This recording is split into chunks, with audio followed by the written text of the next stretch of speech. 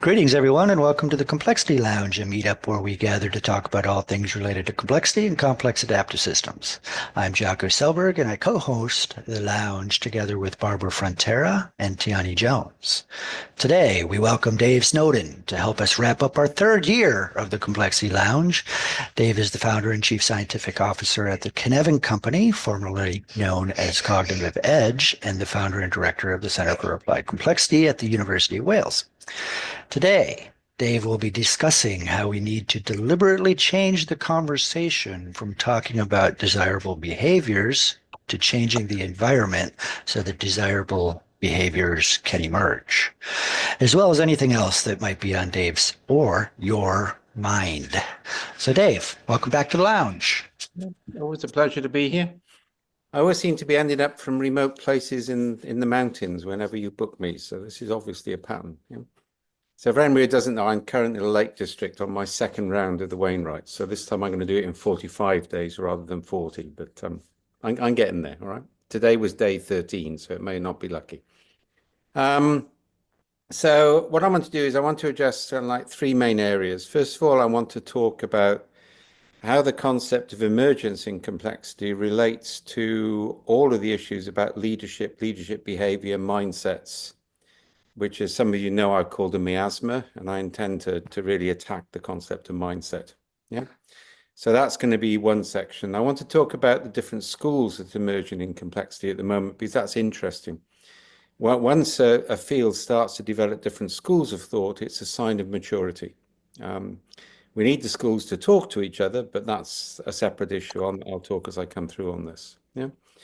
And finally, I may ramble around on a few other things, but I want to initially focus on this concept of emergence, on human behavioral qualities, on mindsets, and also the work we're currently doing to take Estuarine Mapping onto the next stage and apply it to individuals. There's also interest in the way at the moment is on creating what we call a research club around creating a complexity alternative to psychometric tests. Right. I mean, you know, we got stuff like Myers-Briggs, which we know is a pseudoscience. It's well established as such. We've got stuff based on things which is slightly more scientific. We've got things like adult development theory. If you haven't heard Nora Bateson's criticism of adult development theory, where she says it's eugenic, I thought she was a bit extreme, but I'm now on her side on that. Yeah, so trying to set the tenor here, we're going to be trying to shift from talking about individual qualities. And the idea is that individuals have mindsets or they have inherent qualities which come from birth, and really challenge those substantially. To give you a key phrase up front on this, nature may deal the cards, but nurture plays them. And I'm still trying to find out who said that originally. I'd like to claim credit for it, but I heard it from somebody else. I thought it was Kierkegaard, but I can't find it anywhere in Kierkegaard, but it's an important phrase. Nature may deal the cards, but nurture plays them. And we can come back and talk about that later. So first of all, let me just run through some of the sort of key understandings we now have of the phenomenon of emergence. So people have talked about emergence for years, and you see this extensively in systems thinking. So they're aware of the fact that the properties of the whole can't be determined by the properties of the parts. I just blogged on this recently, and I argued we should stop talking about parts, because parts implies components, and that leads you into an aggregative type approach anyway. But the fundamental principle is you can't, and the other thing to say on this, and this is a fundamental mistake a lot of people make, they think if you break things down, you're being reductionist. You're not being reductionist, that's core science. Anybody in physics can tell you that. Yeah, the mistake, the reductionist error, is to assume you can predict the properties when those parts start to interact with other parts. The mistake is to assume you can predict the properties from the properties of the individual parts. That's the reductionist error. Yeah, there's nothing wrong with breaking things down per se, and I'll talk more about that later. So if you look at emergence, there are three necessary but not sufficient conditions, and this is my summary of the literature. Right? First of all, there must be a significant number of actants. Now, I want to pause on that for a minute and describe it. Actant is a really important word. You find it in Latour in actor network theory, but it goes back before that to French premodernists. It's the idea that it's not just humans that have agency in a system. So physical things can have agency. Right? Also, things in nature can have agency, even if they don't have symbolic intelligence, to reference back to Deacons. So the idea that only humans have agency is something which is fundamentally challenged by actor network theory and other approaches. Actual things have agency. So talking about actants is more important than talking about actors. So in simple summary, all actors are actants, but not all actants are actors. So I need a significant number of actants. It's not necessarily a large number. I can have a large number of boulders, but that isn't necessarily a complex system. Yeah, so you need to have a significant or a material element of actants within the system.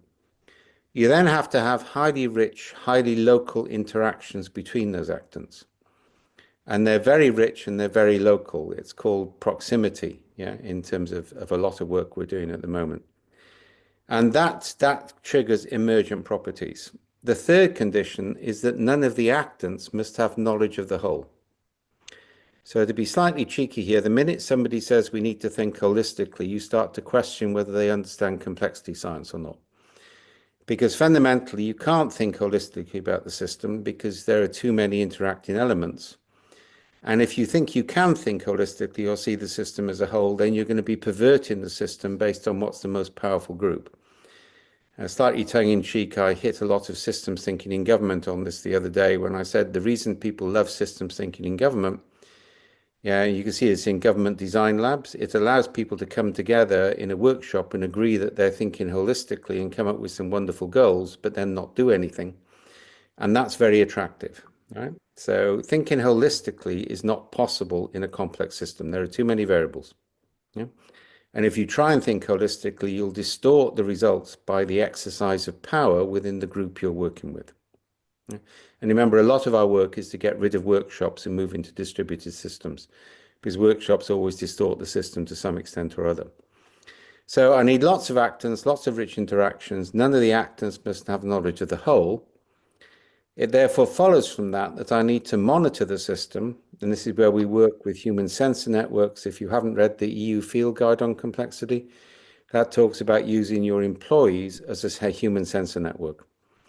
Because I need diversity to spot weak signals early so I can amplify good patterns of emergence and dampen bad patterns. Now remember here, if you present radiologists with a picture of a gorilla, with a series of x-rays, on the final x-ray you put a picture of a gorilla in plain sight.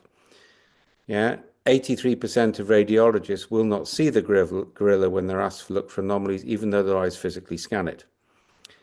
All right, it's called inattentional blindness. It's a fundamental part of what it is to be human. Yeah? So that means I need very diverse sensor networks, and I need real-time sensor networks, not retrospective sensor networks. One of the other big problems with complexity science is people engage in what's called retrospective coherence. So they look backwards. So for example, we talk about lessons learning, not lessons learned. So to illustrate that, I did a big project when I was in IBM. We work with outsourcing deals. Outsourcing deals are very binary. You know, one day you discover whether you're a hero or a villain, and a typical outsourcing bid budget is $50–20 million. So you've just spent 2 years bidding for a project and you've lost it, or you just spent 2 years bidding for a project and you've won it. That changes your perspective. So what we actually did is we did a lessons learned exercise the day before they knew whether they won or lost, and the day afterwards. Scripted, no variation. And you would think you were talking about completely different worlds. So the stories people told before they knew whether they won or lost were very rich. They had many options in them. Yeah, they were actually the best stories we could see. The stories people told when they knew they won were hero's journey stories in which their brilliant, their judgment, their brilliant investigation, all these sort of good things had resulted in a win. And the teams who failed, there were two types there. One said, oh my God, we got this wrong. We should have paid attention to this. And the other said, it wasn't our fault. We weren't given the right resource. The client behaved unfairly. The idea that clients can behave unfairly has always amused me, but apparently they can. Yeah. And they made excuses. Now, what came out of that project just give this as a sidebar, is we ended up breaking up successful teams on the grounds that they were now complacent, so they had to be broken up. Teams who failed, who admitted their mistakes, were kept together and they always succeeded the next time round. And teams that made excuses, we fired. So that one, and interestingly, that was accepted in Europe, but the US wouldn't accept it. The US in IBM could not get around the concept. If somebody succeeded, they're always going to succeed. And we said they've succeeded, therefore they've changed their perspective.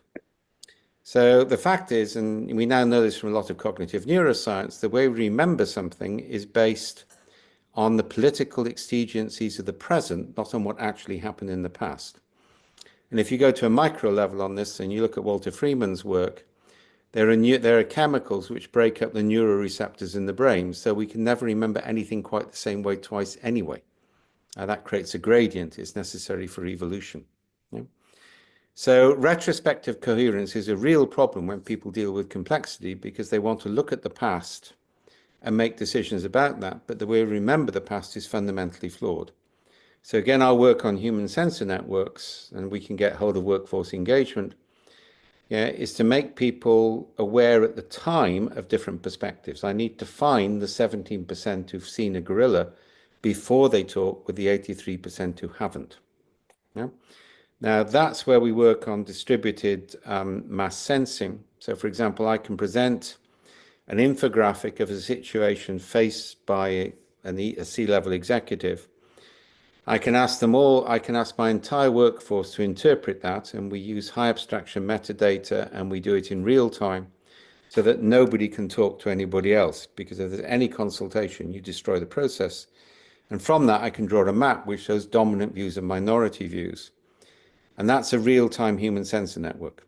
And that's done so that when I see something which is beneficial, I can immediately push resources towards it. Whereas I see something is non-beneficial, I can take resources away. I'll talk a bit more about that at the end, because about that to make that easier for people to adopt. So I've got actants, I've got interactions, I've got monitors. And then the fourth thing which is important is I need to create stability in a system. And this is called scaffolding. All right, now I'm taking scaffolding here from theoretical biology. There's some coincidence and not so much from the idea of sort of steel girders around a building. So scaffolding is like an endoskeleton or an exoskeleton. An endoskeleton gives you more growth, an exoskeleton gives you less growth. Yeah. There are natural numbers. So we evolved to make decisions in 3 decision groups. One is a sexual pair, the second is an extended family, and the third is a clan. These roughly coincide with Dunbar's number, but they're a different theoretical base. So if I make decisions in a clan, I'm not going to depart from clan norms because clans have to stay together. If I make decisions in an extended family, the maximum number of decision makers is 7. So we've evolved to compromise in groups of 7 or less, but not compromise in groups of more. So I just did a project with the NHS where we had lots of clans together in a room, all wanting to work together. But as long as they were all in a room together, they fell into their clan disciplines. They wouldn't depart from their clan. When I took one person from each clan and put them into small teams, they found novel ways of working. Yeah? Now that's an example of scaffolding. Right? So scaffolding creates certainty within norms. Right? Anne Pendleton-Julian, if you haven't read Anne Pendleton's Julian book, Design 2.0, you should. It's brilliant. Design Unbound. Yeah. Is the work we did with Anne Pendleton-Julian to design a whole typology of scaffolding to look in human systems. If you want a really simple example, in the UK, we drive on the left. In Germany, they drive on the right. What I've done there is I've taken an actant, it's a type of constraint, and I've made it so rigid that nobody can depart from it. And there's nothing wrong with doing that because it creates certainty in your life. So if I'm managing for, this is called the AIMS framework, if I'm managing for emergence, I want actants, interactions, monitors, and scaffolding, and I really can't manage much else than that. That makes it really simple. Now, as some of you know, we took that across and we moved it into Estuarine mapping. Estuarine mapping is now becoming a more generic name for several frameworks. So here I'm talking more about what's called the affordance landscape. That's a reference to Gibson. So an affordance landscape is what is afforded to me by the environment in which I'm in. So I'm now going to describe that, then talk about application to individuals. So the way we actually build that, and this comes, if you don't know it, from Deutsch's work from constructor theory and theoretical physics, which I've worked on for the last 6 or 7 years. Very important body of work, along with assembly theory coming from astrophysics, and chemistry. Both constructor theory and assembly theory, which have similar practice, by the way, are both now arguing that information has momentum, which makes it a fifth type of matter. And I think that's really interesting. That's coming out of several branches of physics at the moment, because information having momentum makes a lot of sense if you look at the recent American election. Yeah. And that gives us a scientific base for something we can sort of understand intuitively. Yeah. So either way, so what we want to do is we want to map all the actants in the space. And what I'm trying to do here is to separate situational assessment from actual actions. Because if you get people together in the workshop to decide what they should do, and I'll come back to the personal side of this later, if you get people in the workshop to decide what they're going to do and ask them to objectively assess the situation, they can't do it. They assess the situation based on what they've already decided is their preferable form of action. So we have worked heavily ever since our DARPA and Singapore government days to split the two. So I first of all map all the actants in play without making any comment on whether they're good or bad. The actants then get placed onto a grid between the energy cost of change against the time to change. Now, important to understand, I'm not at this point saying I want to change something. I'm saying if I decided to change it, what would be the energy cost or what would be the time, or some combination of that. So that creates a grid. The top right-hand side of that grid effectively is a type of scaffolding, also known in Deutsch's work as a counterfactual, which means counter the facts. So it's a set of actants which realistically can't change because it's too much energy or too much time or a mixture of both. So that creates, when I'm mapping the territory, what is realistically something which is scaffolding for good or bad, it ain't going to change. We then create a liminal area around that, which is things I can't change, but other people can. That's proved quite valuable. And then we create a volatile area, bottom left, which are things which can change without deliberate intent. So if they have higher impact, they can be quite dangerous. Now that we developed, it took about 6-7 years to develop it. It then took off over the next 2 years. It's now probably one of the most popular frameworks we've ever created because it de-risks projects. It takes 2 half days, afternoon and morning. The afternoon is creating the map, the morning is creating the actions, and the actions are all about changing the energy cost or the time to change an actant, not about actually changing it. So you're taking action to change the landscape. If you want a simple metaphor, you may want to change the garden so that the nutrients or the drainage is different, so that actually the cost of planting something which it couldn't sustain becomes easier. So that gardening metaphor is key. Yeah. Now, as I say, that took off. That's a risk reduction thing. And if you're trying to sell anything in complexity at the moment, you want to be about reducing cost or reducing risk. Nobody will pay attention to anything else. So that's a 2 half-day risk reduction technique. What we then started to find is that individual executives were coming back the next day and saying, I just did that map for myself. We didn't suggest it. They sort of came up with it because they said, I can actually map what are the actants in my life, and actants can be actors or constraints, or they can be constructors. I can map those. I can work out which I can't change and which I can change and what the energy cost of changing. That's really valuable for me as an individual because I'm starting to map the affordances of the landscape I'm in. And I'm starting to work out how I can change the affordances before I decide to change myself. So that's a reduction in energy cost. And it also removes the responsibility from me in terms of my inequalities to the environment in which I'm operating. Yeah. Now that's why a lot of us dislike the term, well, several terms. Mental models is just a wrong concept. There ain't any such thing. If you've kept up to date with cognitive neuroscience, mental models is a crazy idea. Computers have mental models, human beings don't. When it first came out in the 80s, it sort of made sense, like double loop learning sort of made sense in the 80s. But the science has moved on considerably in terms of how we know people change. Yeah? And we know that consciousness is a distributed function. The brain makes less than 10% of our decisions. Most of our decisions are made by our body or our biosocial environment. This is Clark's work. It's the 4 E's in cognitive science. The vast majority of decisions are made by the environment in which we're in, not any predisposition we had as individuals. The active cognitive part of your brain only comes in when there are anomalies. So, classic example, if you pull your hand away from a hot plate, you don't think about it. The brain fires after the event, and idiots like Susan Blackmore and Richard Dawkins say that means you don't have free will. But that's because they're working off a Cartesian model of consciousness. They assume the brain has to direct all activity. The fact is the brain is firing after the event to double check if the automatic reaction worked or didn't work. If it doesn't work consistently, the brain will start to think about it properly, which consumes a huge amount of energy. It's called novelty receptive processing. So we don't do it unless we've really got to. So if you want to get people to think about a problem, admonishing them to think about it won't work. Creating anomalies will. Now, a really simple way of doing that, which we can do as something we do as a company, is you gather stories from employees. You get a group of stories indexed the same way by employees. You present those to senior managers and say, index them the way you think your employees index them. Then you show them the difference. They can't challenge the process. You, as an expert, hasn't said anything. What you've done is said, you went through a process, your employees went through a process, look at the differences, what does that mean?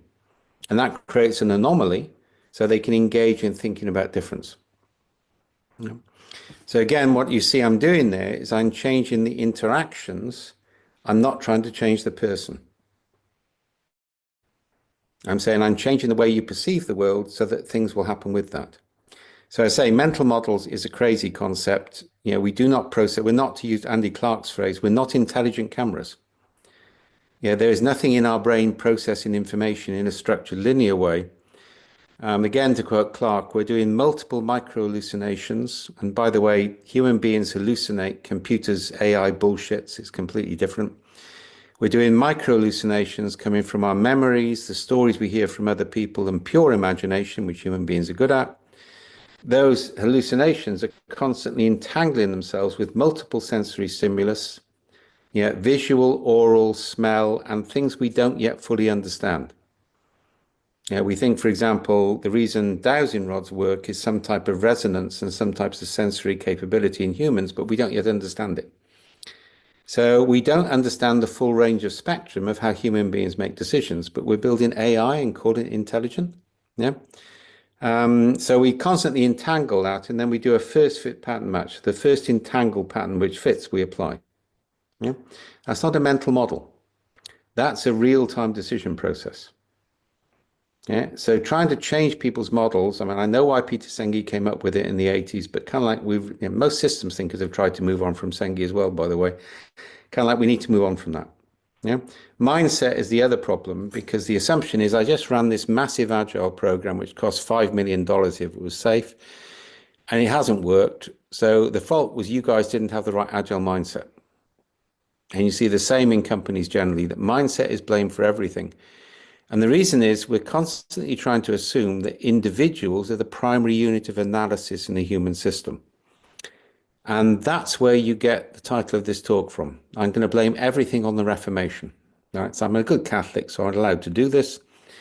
If you look at what happens with the Reformation, remember, human complex systems are path dependent. You have to look into human history to understand where ideas come from.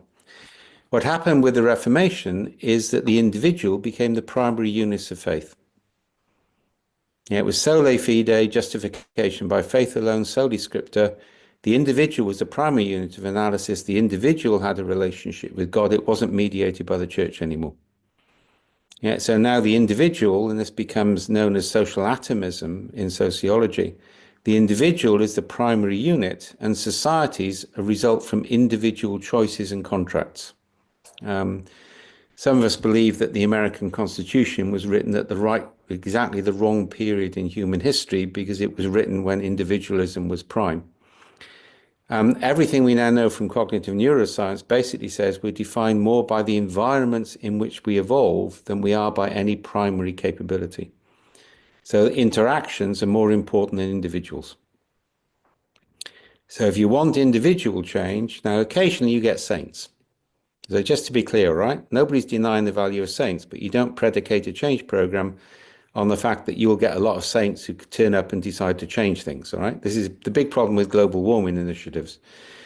It's why Nora Bateson and I are heavily criticizing inner development goals. I mean, you can get 8,000 middle-class people to turn up in Stockholm and agree the world would be better if everybody thought like them, but it probably isn't going to make any change to the world overall. Yeah, you're not going to change global warming by changing individual mindsets. You're going to change it these days by geoengineering at scale. That's about the only hope we've got left, right?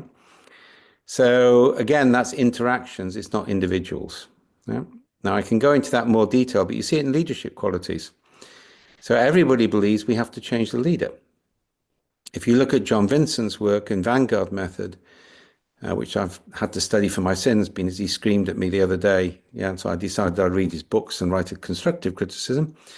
And I haven't changed my mind because the Vanguard Method is all you take leaders into the field and show them what's going on. So the leaders change things. Yeah. And you see this with Peter Senge. Everybody's meant to assume their individuality and the leader's goals. The leader sets the direction and everybody accepts that. Our work is much more based on distributed sense making at huge scale. So we can see patterns in how employees or people see things and reinforce positive ones and reduce negative ones. So leadership is about changing what in physics is called a substrate, the environment in which you're working, and allowing the behaviors to emerge from that. And I would argue that isn't only important practically, it's also appropriate ethically. I mean, the minute somebody puts on their LinkedIn profile that they're a servant leader, I don't take them seriously anymore. Yeah. I mean, first of all, there are times to be a servant leader and times not to be a servant leader. In a crisis, you don't want a bloody servant leader. You want an arrogant, opinionated bastard who sorts things out. I've said for years that the two early signs that a movement is reaching the end of its life cycle is that IBM adopts it as strategic and Steve Denning writes a book about it.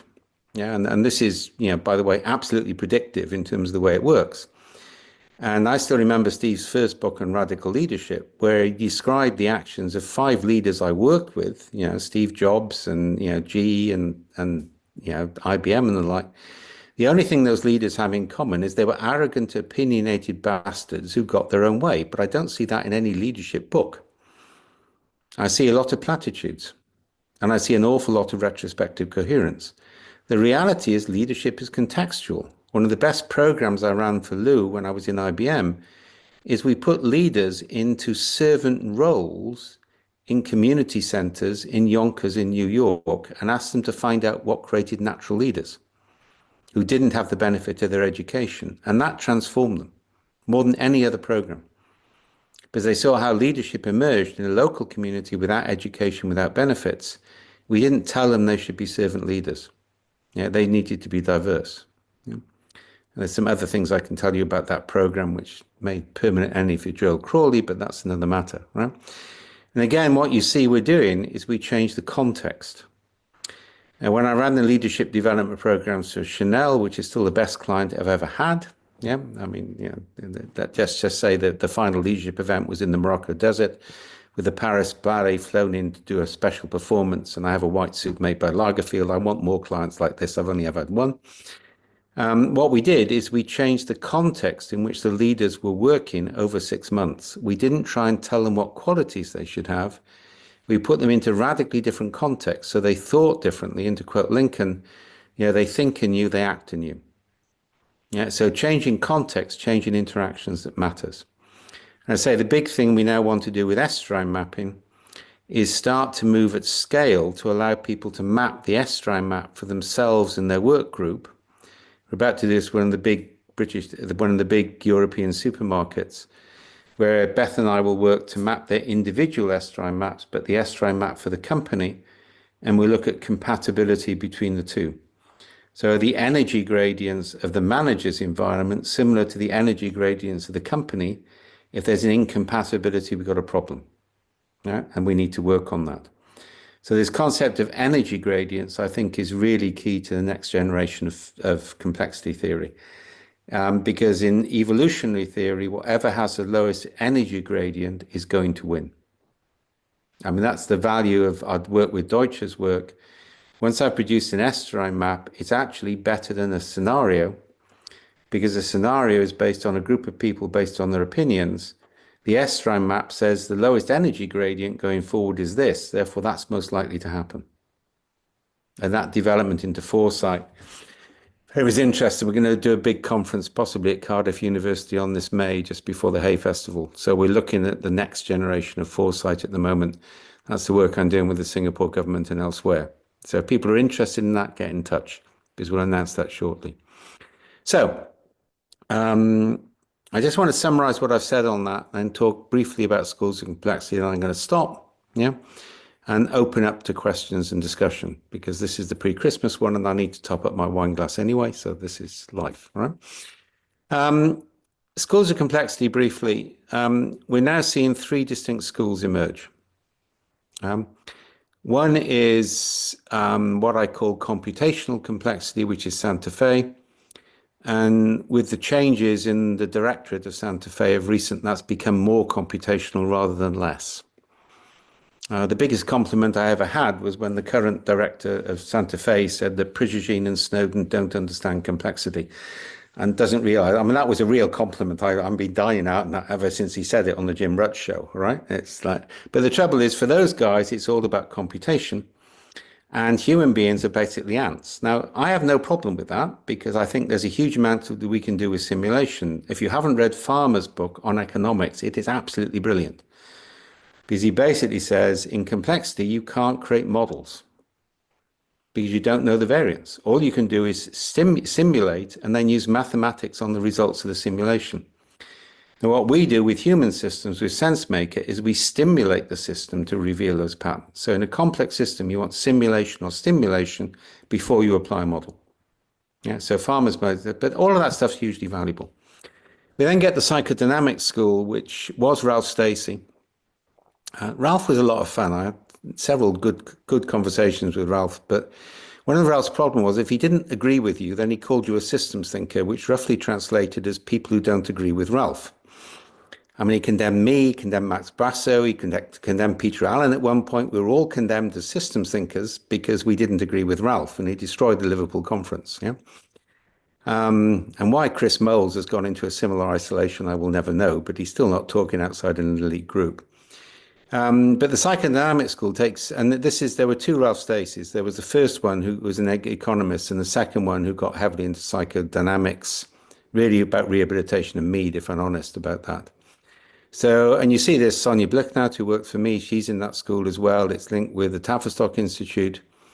It's basically all about psychodynamics and psychology, and it shares one interesting feature with systems thinking, is it believes that complexity is in the eye of the beholder. You see a lot, and most systems thinkers will argue that really strongly. And, you know, those of us from a complexity science background are saying, look, complexity exists, live with it, all right? Human perception is an overlay on that, but reality exists. This is why new materialism is so important. And then you've got anthro-complexity, which is those of us who are synthesizing complexity science with anthropology, with cognitive neuroscience, and basically saying human systems can't be simulated in the way you simulate a termite's nest, because we have variation on that. Now, you can see other schools within that, but I'm using that as a triad to indicate differences. Yeah. You could add a fourth one, which is systems thinkers who've decided that complexity is the current thing, so they haven't ignored it for years. Now, all their publications say they're about complexity theory. And Patrick has never forgiven me for saying that Stafford Beer would never have created the VSM model if he'd known about complexity theory, because I have too much respect for Stafford Beer not to believe he wouldn't have changed his mind as the science progressed, right? I've changed my mind in the last 20 years, and that's what the scientific method is all about. So we have those different schools, all right? I think the interesting thing on the anthro-complexity side is what I've been talking about so far, which is how do we change the model away from looking at individual psychology I mean, the idea we have a subconscious, the sort of Freudian Jungian thing, is just not true. We have unconscious actions, but there isn't a subconscious driving us. And I said the other day on the international coaching seminar, you guys need to abandon anything based on Jung and Freud, then we might get somewhere. Yeah, why are you still working on 150-year-old models by psychologists who abused their patients and worked off a wrong model of neuroscience? Yeah. There isn't something in each individual driving the way they see the world. Human beings are contextual. There are aspects to our upbringing. So if we don't get certain experiences by the time we're 2 or 3, we'll never be able to fly an airplane, for example. So there are constraints which emerge over time. But fundamentally, nature deals a card, nurture plays them. Yeah, you have to work in context. Leadership is contextual, individual behavior is contextual, everything is contextual. And that means to map the context, not try and focus on the individual. So at that point, I'll stop. Yeah, that's the normal sort of 40 minutes. Yeah. Now, happy to have an interesting debate on this. Yeah. Before the And go from there. Yeah, raise your hands if you're interested in asking Dave a question or if you have something to say. Dave, before we go any further, I just want to make sure that we've clarified what the title of this talk means. Sola fide means justification by faith alone. Yeah. And if I'm going to be polemic, it means Protestants can't avoid being Calvinists if they behave consistently. And the other one interesting is Sola Scriptura. So in Catholic faith, there are 3 sources of revelation. There's the teaching of the church over time, there's the planet we live in, and there's the scriptures. Yeah, and some of the work, if you haven't seen the webinars that Beth and I did with Tyson in Australia, the Welsh Meet Indigenous Australia, you'll see there we talked heavily about the need to see revelation as in the world and to create peace and reconciliation processes with the planet, let alone with other people. Yeah. So that's the reason for the title. Okay, good. I just wanted to clarify that for anyone who thought, what are they doing over there? So I have some interest. There's some interesting things going on in the chat. Jen, I haven't been reading those. Jen, Yeah. you have a lot going on there. Would you like to unmute yourself and talk a little bit about that? Or do you want me to try to read all of this? I mean, because I really don't want to.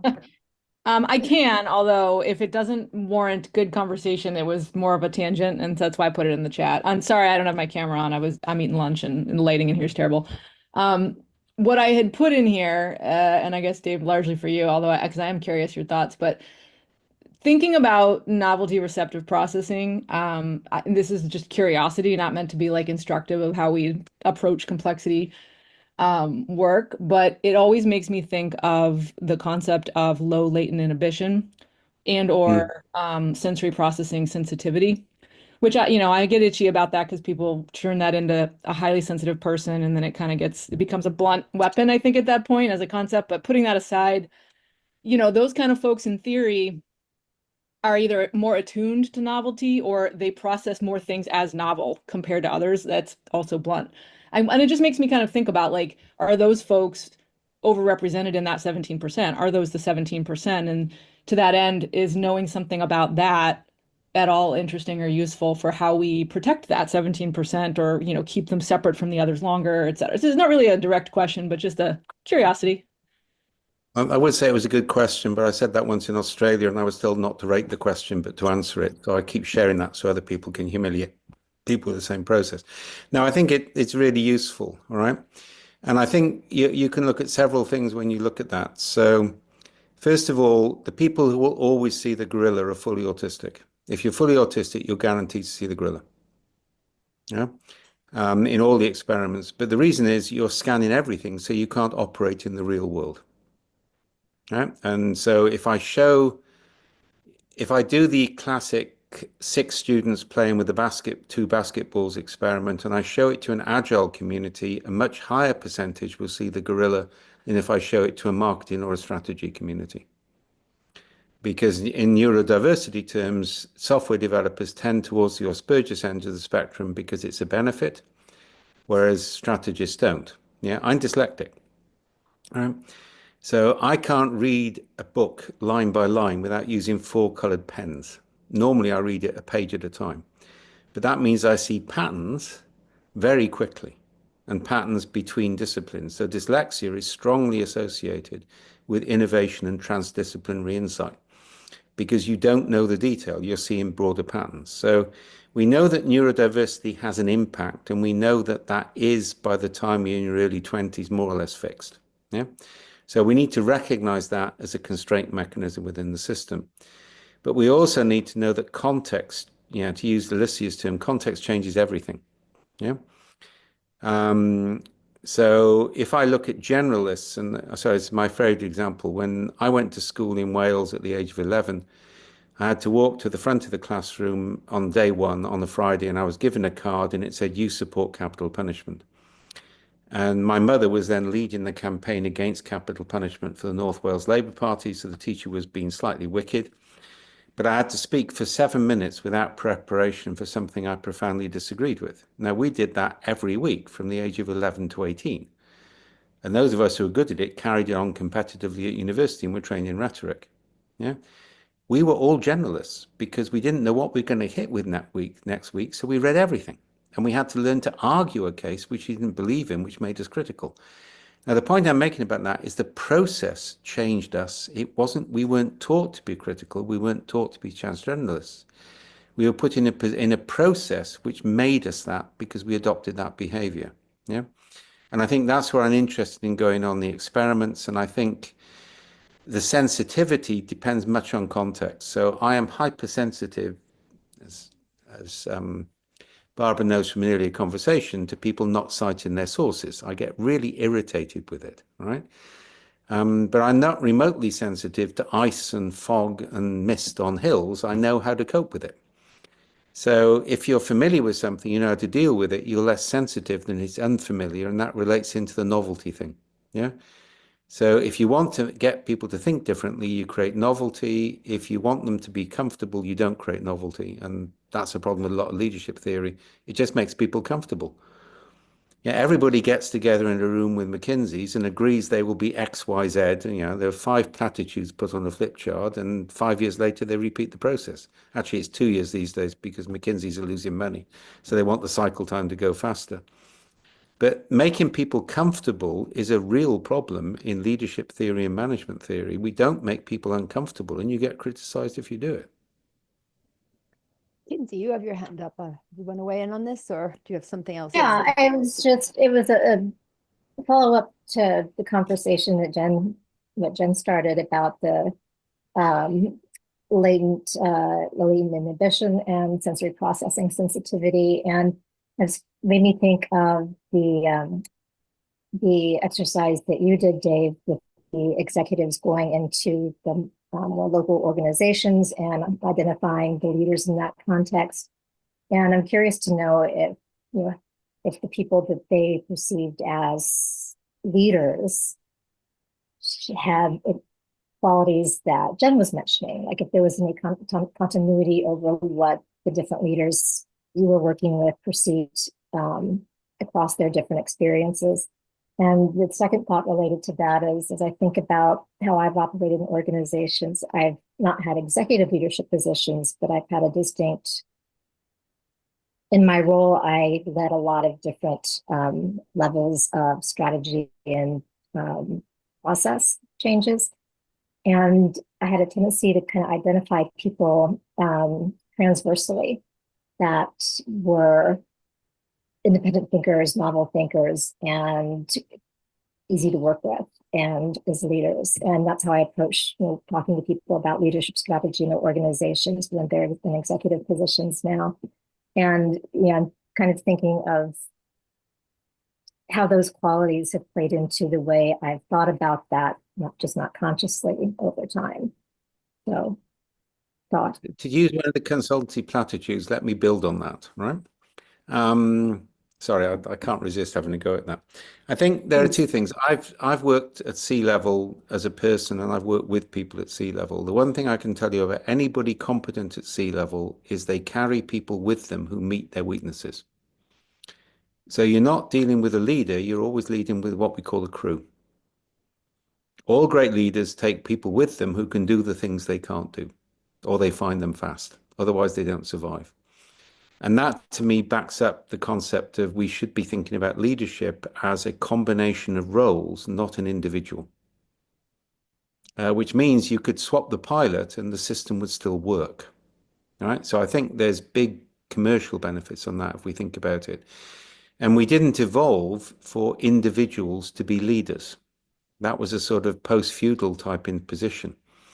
Yeah, before that, leaders were contextual. Leaders worked, as a different hunt leader from a wisdom leader. Indigenous communities don't get the concept of one person, one vote, because you should only allow people to know what the fuck they're talking about to vote, all right? Sorry about the language there. But you can see that in indigenous communities. So leadership tends to be collective in practice, right? The other thing is that what IBM did brilliantly is they didn't have so much transparency that good leaders couldn't hide mavericks. So the guy I worked for when I moved into IBM, his rounding error every quarter was $250,000. You forget just how big IBM is. So if it was $240 million, it got rounded down to zero. So he could hide a lot. But then IBM instituted new accounting procedures, which means nobody could hide anything, and then leaders couldn't hide mavericks anymore. And that sort of damages in the system. So the transparency thing, I think, is key. If you have too much transparency, then no innovation happens. If you have too much, then there's corruption, and you need that sort of balance within the system. Yeah.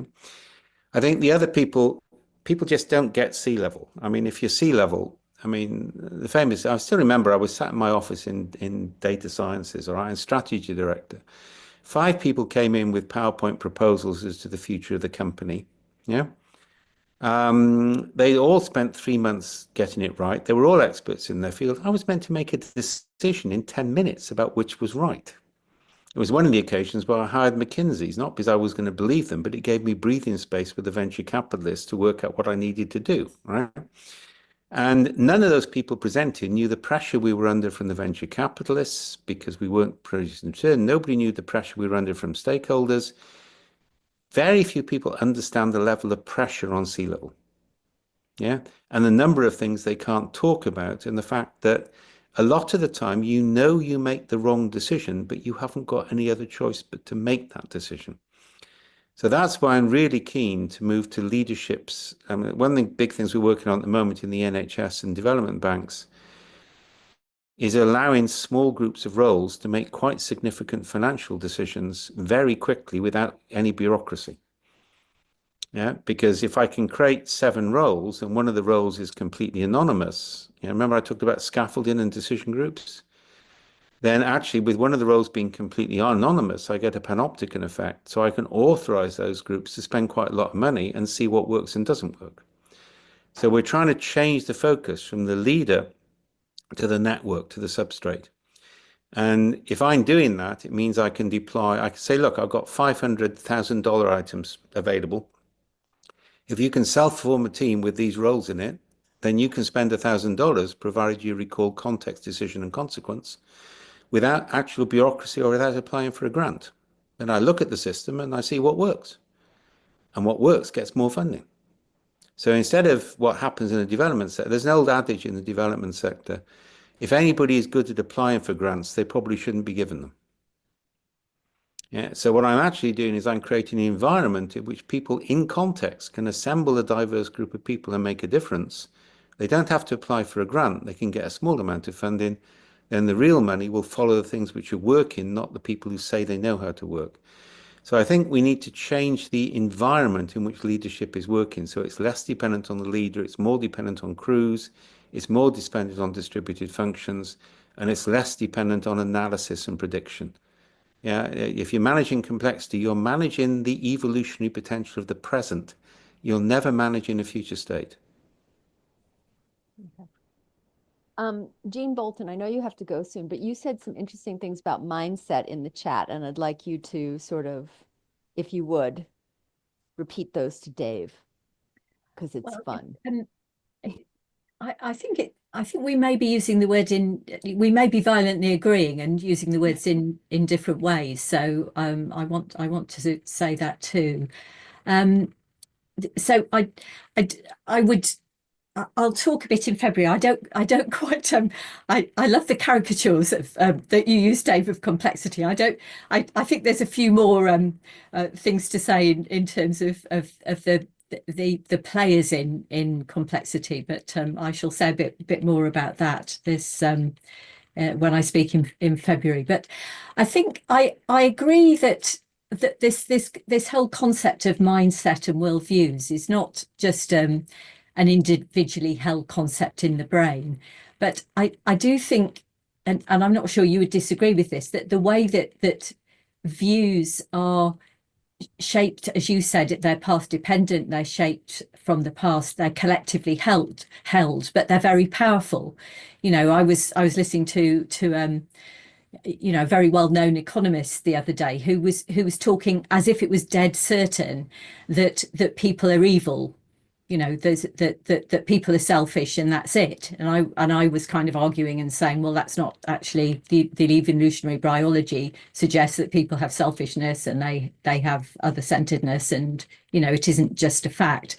But the views that groups and societies and individuals sometimes hold, which might be held through their relationships and through their environment or developed that way, a mechanical mindset versus a more evolutionary and complexity mindset, are enormously powerful, and they play out in groups and actions. They shape actions. So I'm not saying it's easy to change them, or you just kind of click somebody's head and say, well, you've got this mindset and that's not helpful. But I think the concept of how we frame the world individually and collectively is a really important one in the way it plays out. So that's all I was wanting to say on that point. I'd sort of agree with that, but I think the word mindset leads people into the wrong conclusion. Yeah. Language matters. Yeah.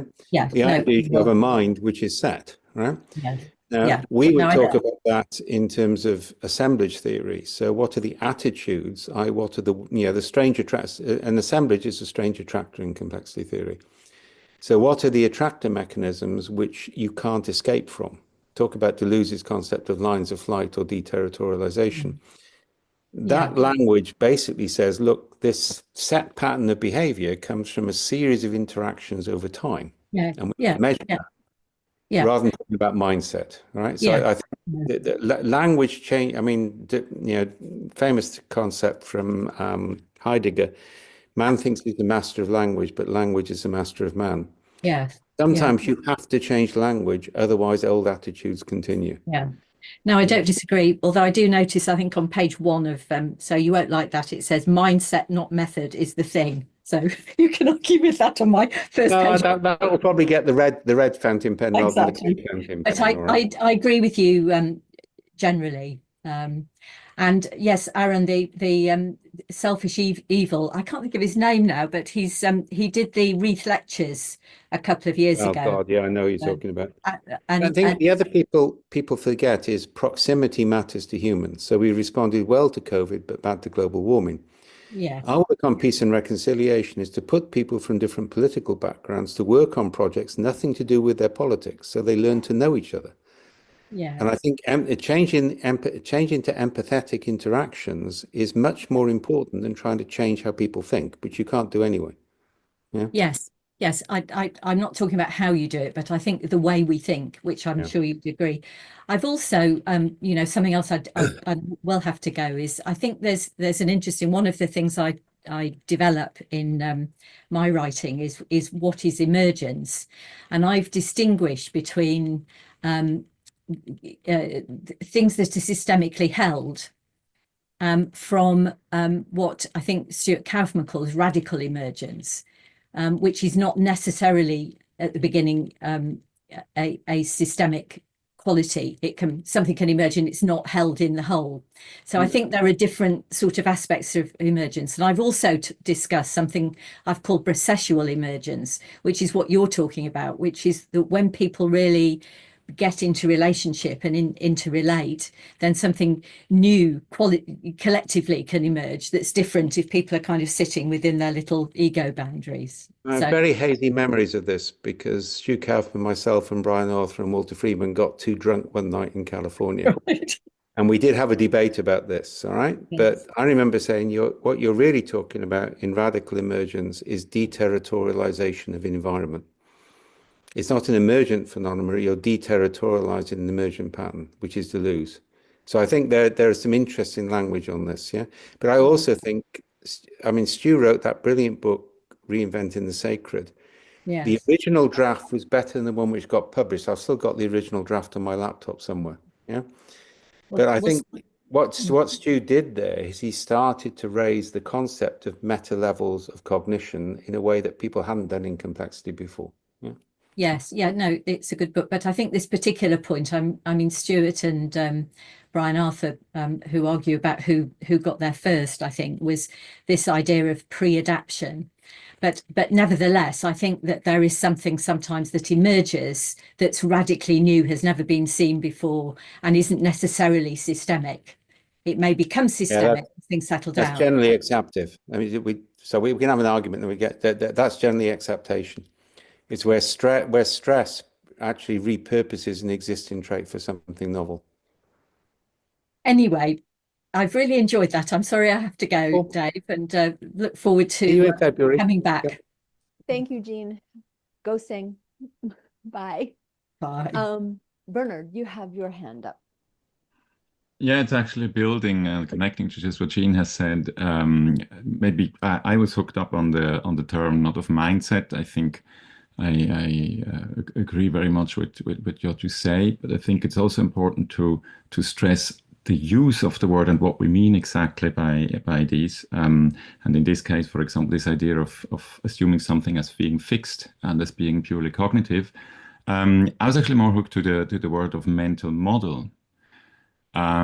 Because at the same time, you said you don't like it and so on. At the same time, I always have this impression when it comes Not to... I don't like it, Bernard, they just don't exist. Yeah, let's put it in another way, because, or maybe I ask you first, what is your definition then of the thing that doesn't exist, of mental model? I'm going with Peter Senge's view, the idea that there are mental models through which we process information, and those mental models determine the way we process information, and that they're held in individuals and they're universal, they're context-free. That's what mental models mean. I see. And that's But where when it goes. yeah, okay. But at the same time, But also, don't... You're not modeling information. We do not model information. We do not process. We're not intelligent cameras. Let me propose an alternative. If I would say that there are things you can, use, you can call it words, you can call it concepts, you can call it metaphors, images, and so on. There are things which are rational cognitive, and which have an influence in the way you categorize perception, and as such also in the way you tend, in terms of pattern forming, in the ways you tend to react to perception. For example, what you just said before, let's think of leadership in a different way, not as an attribute of an individual, but an attribute of a crew. That would be a proposal of a change of the cognitive and rational part. And the question is, does it have an influence in our behavior? Why do you want to call it a model, and why do you want to call it mental? Why? Because what you've just described is neither mental nor a model. It's a constraint, or it's a constructor. Right? The language of mental models leads people into a computer model of the human mind. That computers have mental models. They're called programs. Okay. The question is, I completely agree with you when you say the idea is that you then think that is what does the job of perceiving, categorizing, and reacting. But once you say it has an influence in, because then the question is, of course, is it worth actually, taking account of their existence or of their function in our way of dealing? Once we discuss, for example, path dependence, we actually work with them. Upbringing, blame plasticity, all these things are actually constraints or constructors. None of them are mental and none of them are models. So, it's just that we need to move on. The language is holding us back. The language is the model of I need to change mindsets. The idea is and you see this in a huge amount of organizational behavioral change. They think they can reprogram the models that people have. In fact, they advertise that as a capability. We'll change the mental models of your organization. Okay, but that means assuming that this is the major force with which you do the change. Once you reduce this and say first of all, you force can't do it that way context. anyway. But what I'm basically saying is, why do you want to call them mental and why do you call them models when the things you're describing are neither mental nor models? Is it just you have an historical saying that this is not a model? I mean, I have an historical traction to, to seeing owls as things which weren't flowers in the Welsh Mabinogi. But, it's a romanticism. It's bugger all to do with the reality of owls and the silences on their wings.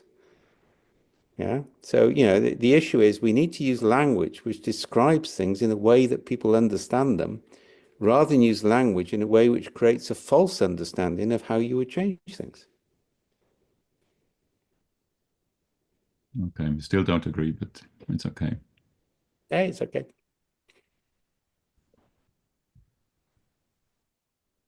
For what it's worth, Dave, that last thing you said was really, really helpful in kind of driving your perspective home. I mean, I think we underestimate language. Yeah. I mean, Beth, who's a colleague of myself and Anna, has, talks about epistemic justice, and she's got a brilliant example. She said, old men are called philosophers, old wives tell tales. Right? And that's epistemic injustice. Yeah? So the language we use determines the way that people see things. And so this is the philosopher in me speaking, right?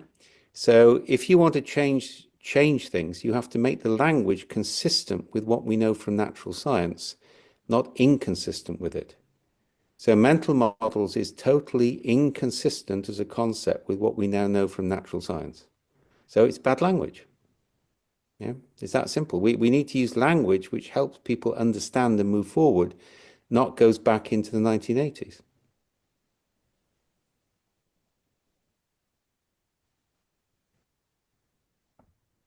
Mindset, I can live with more than mental models. But hi, Bessie. None of them are great. Hi, Betsy, Dave. you're up. So when you're conducting your work, sorry, there's a thunderstorm and heavy rain background noise make up. So when you're doing your work, carrying out your research, typically do you prefer, I mean, obviously you're using everything, but preference-wise, do written reports, diaries, I guess official records serve you better, or do you prefer to gather everything as an unrestricted document exploitation on a scale of GCHQ, NSA to pick up signals? And just out of curiosity, do you collaborate with psychometrics community? Do you invite them, or do they wish to collaborate? Thank you very much. Gina's gone now, so I probably didn't say this, but one of my main criticisms of her first book is she said that Myers-Briggs was a complexity technique, and I've never quite recovered from reading that, all right? No, we don't cooperate with psychometric people because we think they're focused on individuals and the idea that they're predetermined qualities, and I think that's wrong. Right? I'm really interested because I think the market for psychometric tests is actually quite an important one, but it needs to focus on people's interactions, not on individuals. Yeah. And all the current psychometric tests actually focus on individuals, individual qualities and predispositions, right? In terms of the way I do research, if there's normally 5 or 6 issues bubbling around, yeah, and I read a lot and I talk a lot, yeah, we talk with other people and meet scientists and meet other people, and then there's a point, and it always happens this way, I suddenly draw something on a whiteboard in front of a client, and it all comes together. And that's the end of the theoretical part. Then it goes into the refining practice. And then when it gets boring, we give it to the engineers. So I'm doing a theoretical physics model. You start with the maths. When the maths looks beautiful, you give it to the experimental physicists, yeah, whose maths wasn't good enough to be theoretical, so they can do the practical stuff. And when they get bored, they give it to the engineers. What we don't do is we don't do cases. Because you can never get enough cases. You can never understand what's happening in cases. We use natural science as an enabling constraint. So we say there are things we know from natural science which we can use as constraints, and we develop consistently with that. So that's our approach. Thank you very much. Yeah. Okay, Kurt, you have your hand up. Kurt, yeah. Yes, thank you. I fully agree with this take on mindset or mental models, because in all lean, agile, or new ways of work, we have 2 or 3 slides on this is the wrong old mindset. Yeah, I know. The new- two-column table, even Manichaean. Yeah. Yeah, and this is a new right mindset you have to get into, and this already But phrase. only if you pay me to do consultancy with you. You have to understand that's the precondition of the two-column models. Yeah. Yeah, well, I'm from consultancy. So, but I hate this framing, and because it's simply moving from one frame to the next frame, which is just an excuse to, okay, let's move on. So, and I'm talking about, well, can we talk about more fluency or shift or whatever, but don't use this set on whatever. So, any idea on how to get around from jumping just from one mindset to the next and avoiding Okay, this I mind trap? blame Augustine for this. It's all the fault of, if anybody's had to read City of God, which I had to read when I was 17, all right, it's a bloody nightmare.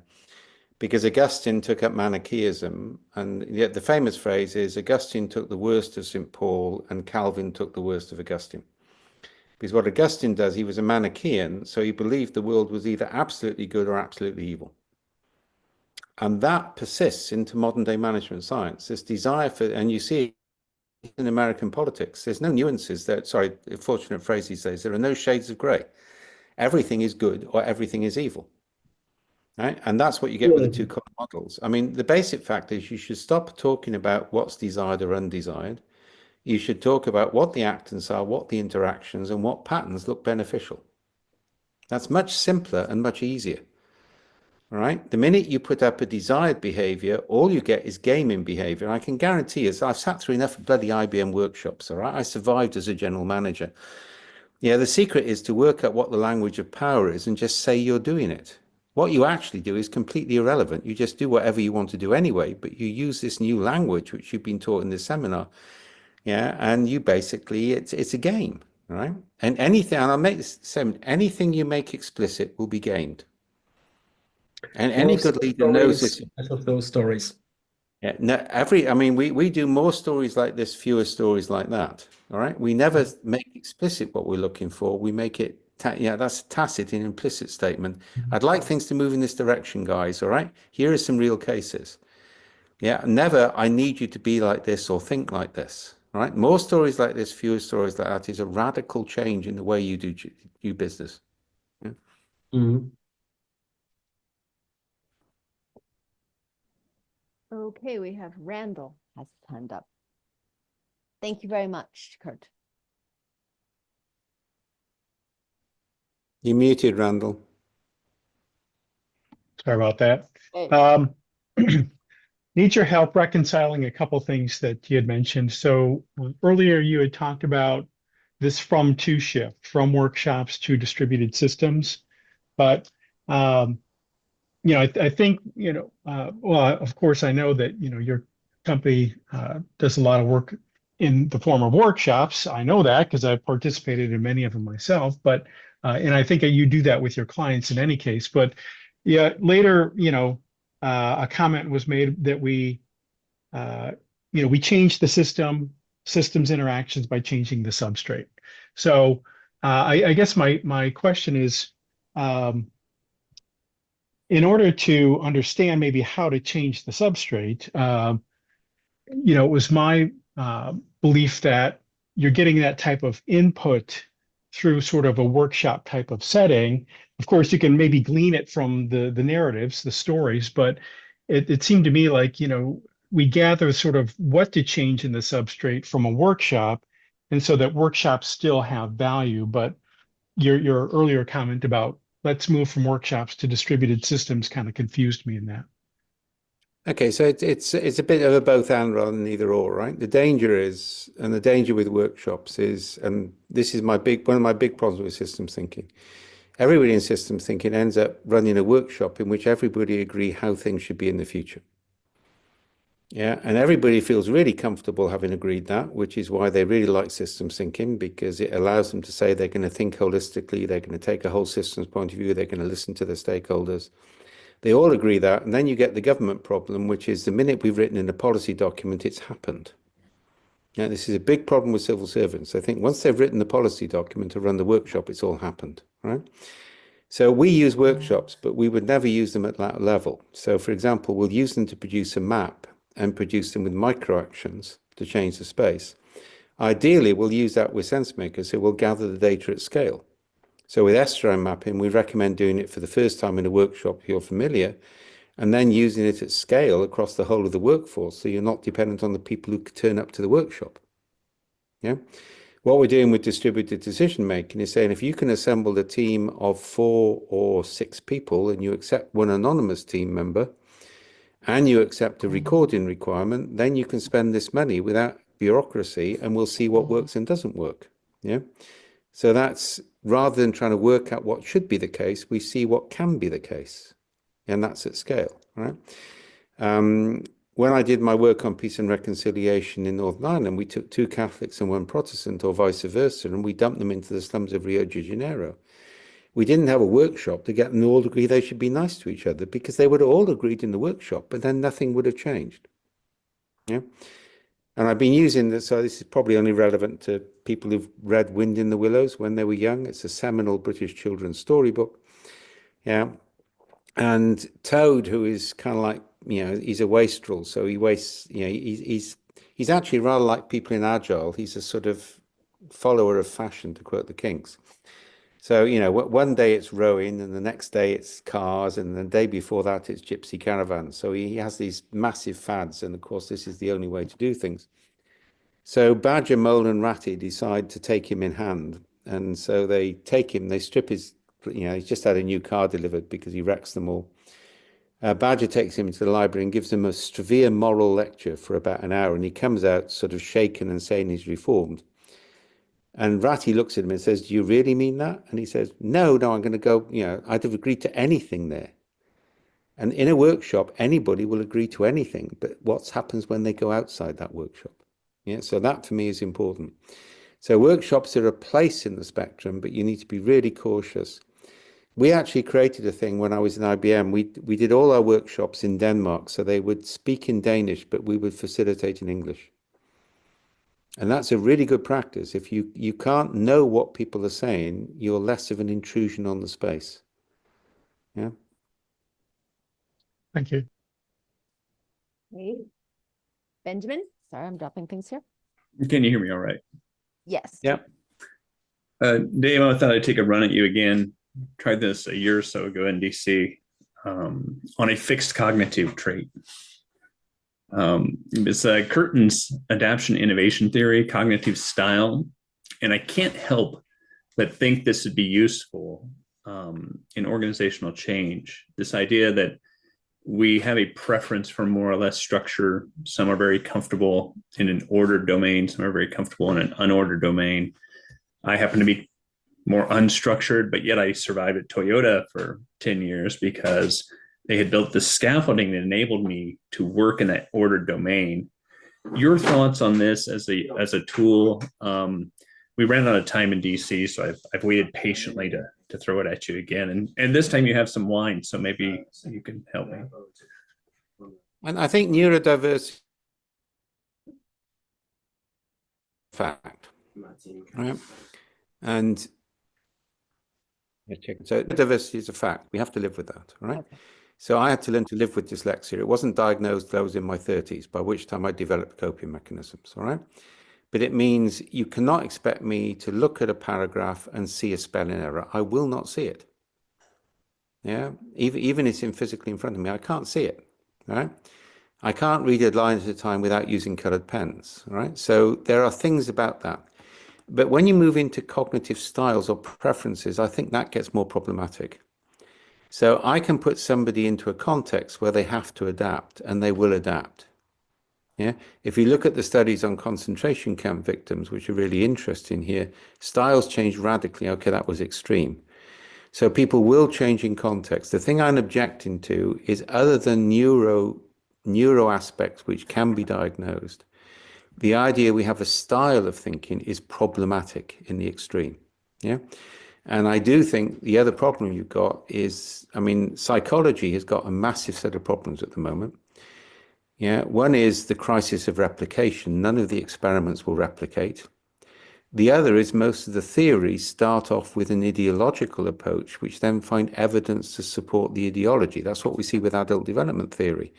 Every adult development theory practice says it's scientific because it constructs a questionnaire based on its assumptions, and of course it gets confirmation bias.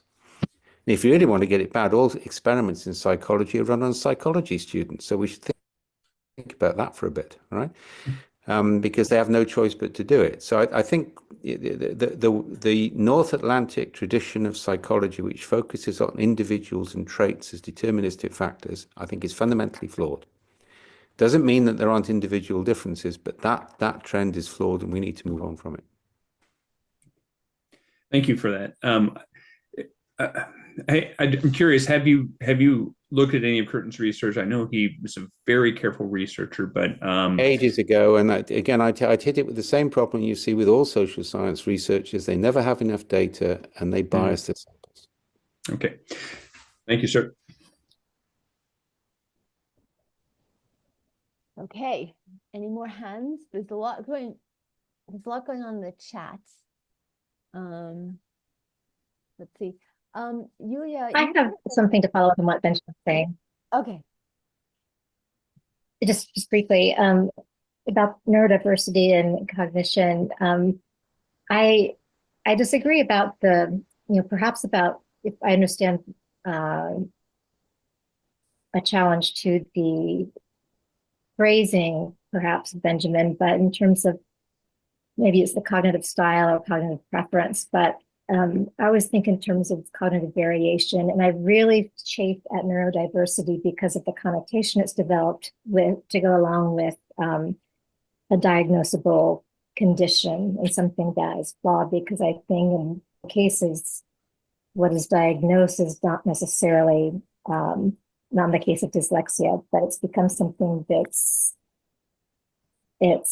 glosses a lot of things that may be situational and circumstantial, and in terms of societal conditions and technology. And that's a separate conversation, but there are differences in cognition that are not necessarily preferential, but also are not choices, and are difficult to overcome. But given that the structures that are in place, go ahead. That's why we're really interested in moving estuarine mapping in both its affordance and assembly structure to the individual. Because what I want to see is the context in which the individual is making decisions and the degree to which that's susceptible for change. Yeah. But the argument is, if you want it, so that's one aspect. The neurodiversity thing, I think, is more problematic, because if you are autistic, you are autistic. And if you're, well, there's different types of dyslexia, right? And the danger is these become crude categories. And actually, I think there's an irony at the moment. If I was at university now, I would be diagnosed. I would get lots of support. I would not have developed the coping mechanisms I've developed. Yeah. And those coping mechanisms are actually quite important because they work, right? So I think there's a balancing act on that. But say what we're interested in doing is trying to map the territory in which somebody is working, which includes those historical antecedents. I mean, you can't deny the evidence. If somebody has been abused, their chance of abusing is very high. So if we want to change the granularity on that, can we understand abuse patterns better? What is it which is triggering that sort of, and how would we, and that's where I think the Deleuzian concept of lines of flight is really important. How do we create a line of flight for the individual from a pattern? Yeah, but my argument is primarily those patterns which count. Yeah. Kinsey, could I reply back to you what I heard you say? Please. So when I was talking about cognitive style, as I understand it, there are these, it's also the term preference is used, but this cognitive style isn't necessarily something we can control. We have a tendency towards that, and we often have to bring coping methods to our work. And so So I think I heard you say that it's not necessarily a preference. I believe that. I believe there are these cognitive styles where, I prefer more unstructured approaches to problem solving. I have to work really hard to adopt structured methods. And if my leadership finds a way to reduce that coping for me, then that helps me do a better job. So that's where I saw this possibly playing in, or possibly supporting organizational change, is if we understand people's preference for more or less structure, can create those scaffolds that help them. I was entirely agree with you. I was just wondering if part of the terminology and language was something that was not compatible with other parts of the conversation. My argument is it's very context specific. So structured and unstructured thinking, for example, will change radically based on context. Now we need to be careful here. So I was debating with somebody in my own team the other day. They're saying, and I said, look, for Christ's sake, if somebody needs to take time, they take time. They said, oh, we're South Africans. Unless we're allowed to do it explicitly, we won't do it. Now, I'm not sure I believe that, yeah? But you do. But we also know that epigenetics has established the way that culture inherits, all right? So that's activation or deactivation or DNA. So all of these things are constraints or constructors, and some of them may be scaffolding. You may not be able to change them, right? But at the moment, we're mapping them at the wrong level of granularity. We're putting people into broad categories based on an ideological theory. Are you structured or an unstructured thinker? That's the wrong level of granularity. It's too coarse-grained. And I will add that Curtin did not believe in typologies. I mean, this is a spectrum, and allegedly, it's normally distributed. Yeah, it is, but I mean, actually, if he believed in he didn't believe in taxonomies. I think he doesn't really show typologies. Typologies would have variations and different perspectives, all right? But I think the danger is the minute you get spectrum, you end up with dualities, right? And dualities is a North Atlantic disease. Yeah, we like dualities. Yeah, and we like lots of them because, and when we're feeling really good, we say they're spectrum, so we're not forced into the extremes. But True. Yeah, it's one of the reasons we introduced triads in sense making, is to break dualities. Interesting. I mean, I talk now about trialectics, not dialectics. Yeah, dialectics always leads to dichotomies and effectively dilemmas. All right, dilemma work was a big characteristic of systems thinking in a problem because it says you have to resolve it. Yeah, dialectic can't be resolved. Right, that's the whole point. But the trouble is, the minute you have two things on a spectrum, people tend to forget the nature of dialectic. They just move them into extremes. So we always put things in threes because that unbalances things. Yeah. All right, 2 Daves at once. Dave Noel, you're up. I think this is going to be a black hole. Yeah, I just want to hear your thoughts on, one thing I've noticed is this relationship between identity and roles, and let's call them behaviors that tend to go with the roles. And when roles shift, behaviors can shift. And that's something possibly to leverage when you're thinking about, evolving an organization. Anyway, just your thoughts on that. I think there's a big difference between role and identity. So role, if you properly understand it, is a highly ritualized process. If you look at it in where we both work in aircraft safety, all right? Right. There are highly ritualized roles. Entry into the role is ritualized. You know how you interact with other people. Now, I remember working with the Federal Safety Agency over in Boston, and they were saying, look, we've had 3 cases where if the second in command had been able to challenge the pilot, there wouldn't have been an accident. So we're going to change the rules. And I said, well, have you checked all the cases where if the second in command hadn't had challenges had been accepted, what would have happened? And they went to look at it, so we'd have had more accidents. And I said, what you haven't realized is the whole point why you have rigid roles in an aircraft is you have to have instant decision making with defined interactions. Now you can introduce a checkpoint, which is what we did on that. So roles take time to build, and entry into them is ritualized, and they understand their interaction with other roles. Identity is a more complex problem, and it's something if anybody's interested in this, we're measuring identity diversity as an alternative to things like gender and race diversity. Yeah, because we can measure attitudes at scale, and attitudinal diversity may be more important than gender or race diversity with modern education. And we're using that in advanced decision making. So I think identity and roles are really important concepts, but they don't mean the same thing. So can they overlap though? Because it seems like Yeah. I've seen when people have been in a role for a long period of time, They can't think there's a outside it. strong identity. Yeah. What's that? Yeah, and I think, and that's the problem, all right? So it's a problem Yeah. when you get military people working into industry because they assume a command structure which doesn't exist. Even in an authoritarian company, it don't work that way, all right? It's all about politics. Now it is, I mean, once you get above 2-star level in the military, it's all about politics as well, but below that it isn't, right? Yeah. I think it's complex, all right? And most complex things are messy. That's the whole point. It's why most of us reject the concept of categories. So when I gave my 3 types of complexity, I'm putting those in a triangle. There's lots of things which fit within that. Those are kind of like the extreme states.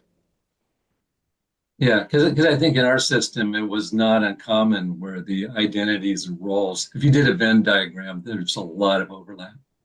Yeah, and I think Dennis, who we both worked with, admired. I mean, he was always going to be a test pilot. It didn't matter what happened. He was always a bloody test pilot, and he was a really great leader because of that. Right. Which high up Navy officers seem to have a different way of operating than high up officers in other Yeah, so I just services. I hate when people talk about West and East because it's nonsense. Yeah, there's a North Atlantic concept, which is Northern Europe, North America, which is highly atomistic. You see similar patterns in Southern Europe to Asia, and there are atomistic cultures in Asia. So I use North Atlantic as an alternative to West-East. All right, thanks. Hey, thanks for that, Dave. Kurt, you have your hand up? Yes, last question, the For next you. question. Possibly, Kurt. Come on, we all know you, right? Talking about granularity, is this in your perception or ontology something different from abstraction level? Yeah. I mean, one of the things we talk about with Pagoda, if you've seen that, is is granularity is one of the ways you deterritorialize a space. You break it down. Yeah. Smaller and smaller things can recombine in novel ways. Which is my earlier point about reductionism. Reductionism is not breaking things down. It's assuming the properties of the whole can come from the parts. So changing the granularity allows for novelty.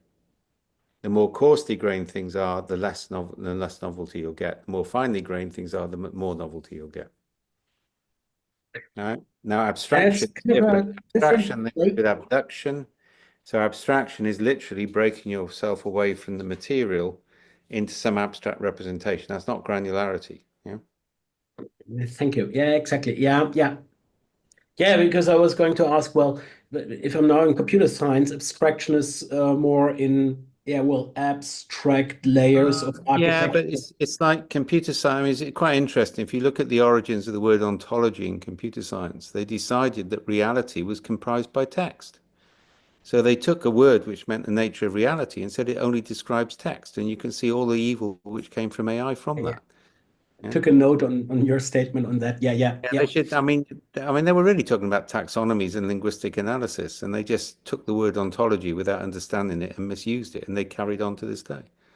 But it makes my point about language. If you think reality is analysis of language, guess what happens? You end up with AI and large language models. I mean, and by the way, neural networks still work better than large language models most of the time, and they don't use the same energy consumption. We just got obsessed with LLMs.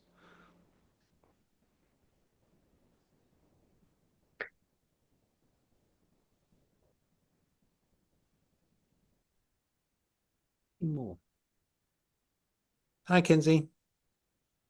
Hi there. So since AI came up, I've recently gotten into AI testing as a subject matter expert. And the things that have come up here and in past Complexity Lounge talks are really striking me. And talking about mindsets and referring back to the 1980s, and it was, helpful at the time, but only insofar as kind of driving discourse forward. One of the things they have have people do in my position is writing test questions, multiple choice responses, and it has to be not subject to dispute by anyone that's knowledgeable in the discipline. And so as I review other people's questions, because that's my role now, they're citing these things that are accepted and may be accepted at the time they were written and also accepted now because they're taken at face value as when they were written. So this aspect of temporality and changing discourse and theory and ways of thinking about the things we talk about with complexity, the virtual space kind of removes a lot of the context and points of orientation, so that, you know, going back to this process we have for, you know, putting together information to test the AIs don't really have a sense of that temporality and development of one piece of information to another. So they can't handle essential ambiguity. So human beings evolved to make decisions where there are no training data sets. mhm. It's one of the reasons aesthetics and art is critical. We can make decisions based on abstractions without training data sets. So when I asked AI the other day, what was my opinion on a subject, it got it so badly wrong, it was embarrassing. When I gave it my opinion on a subject and said, what will be the criticisms of this, it got it absolutely accurate. Right? And I think that's actually quite significant. If you want a summary of what orthodoxy is, AI will give it you. If you want novelty, forget it.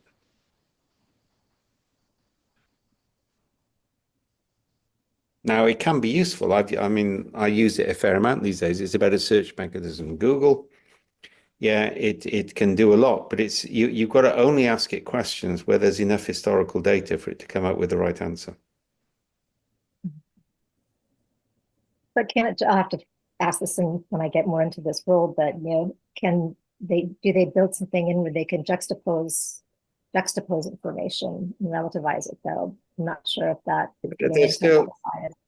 they're still assuming all human knowledge is encompassed by what is written down in information databases. That's problem number one.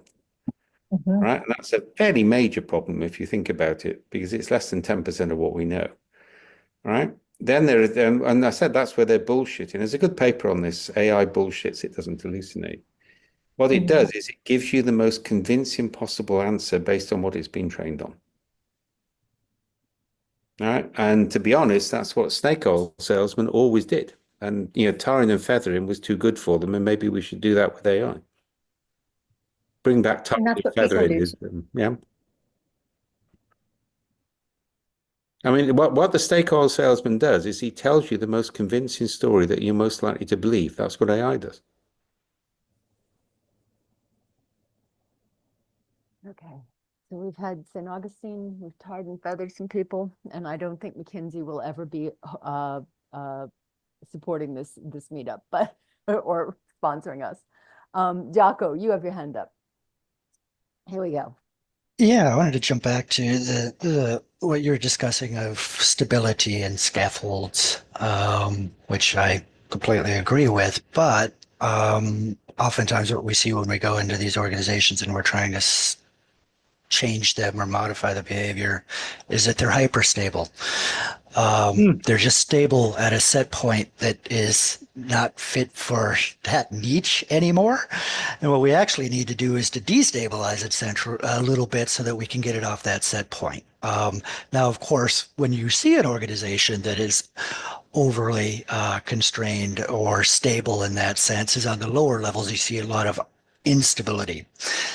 Because of the fact that it no longer matches its niche. So we have this problem when we're trying to go into organizations to change them, is we both want to destabilize them and stabilize them in different parts of the organization. So I was wondering if you had any thoughts on that. I've tried and failed in IBM, Kodak, one of the big telecoms and one of the big pharmas.